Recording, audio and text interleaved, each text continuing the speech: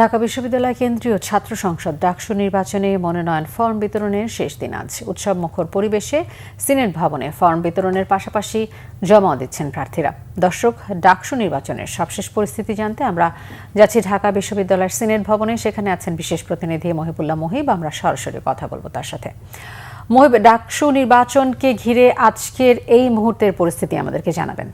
সিফাত, সময় যত গড়াচ্ছে ডাকসু নির্বাচন কিন্তু ততটাই জমে উঠেছে। আমি এই মুহূর্তে রয়েছি ঢাকা বিশ্ববিদ্যালয়ের সিনেট ভবনে। কিছুক্ষণ আগে এখানে ঐক্যবদ্ধ শিক্ষার্থী জোটের ব্যানারে যে ছাত্র শিবির এবার নির্বাচনে অংশগ্রহণ করতে যাচ্ছে সেই জোটের ফর্ম তারা জমা দিয়েছে এবং সেই ফর্ম জমা দেওয়ার পর ছাত্র শিবিরের যারা বিশেষ করে ডাকসু নির্বাচনে প্রার্থিতা দিয়েছে সেই ভিপি পদপ্রার্থী তিনি জানিয়েছেন যে বিশ্ববিদ্যালয় কর্তৃপক্ষ একটি সুনির্দিষ্ট দলকে বিশেষ সুবিধা দিতেই মূলত এই একদিন ফর্ম জমা দেয়া এবং ফর্ম উত্তোলনের সময় বাড়িয়েছে এবং এটিকে তারা নিয়ম এবং আইনের লঙ্ঘন হিসাবেই দেখছেন এবং তারা মনে করছেন যে তাদের যে প্রত্যাশা সুষ্ঠু নির্বাচন, সেই সুষ্ঠু নির্বাচনের পথে প্রথমবারের মতো একটি অন্তরায় হয়ে দাঁড়িয়েছে এই সময় বাড়ানো।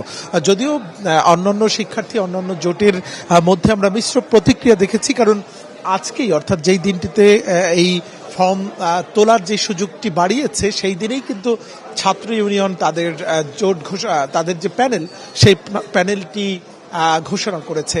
কিছুক্ষণ আগে মধুর ক্যান্টিনে তারা সাংবাদিকদের উদ্দেশ্যে তারা জানিয়েছে তাদের যে প্যানেল তার নাম দিয়েছেন ফোর্স ফর রেসিস্ট্যান্স, অর্থাৎ এটি হচ্ছে প্রতিরোধ পর্ষদ নামে তারা এবারের এই পর্ষদ বা প্যানেলের নাম দিয়েছেন এবং তারা কিন্তু এখন পর্যন্ত এই ডাকসু নির্বাচনের যে ফর্ম উত্তোলনের পর সেটি কিন্তু এখনো জমা দেননি।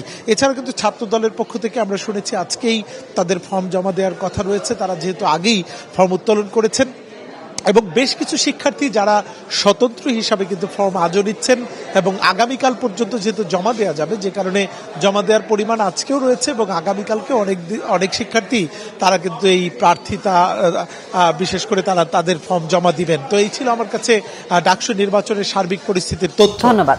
ঢাকা বিশ্ববিদ্যালয়ের সিনেট ভবন থেকে জানাচ্ছিলেন মহিবুল্লাহ মহিব।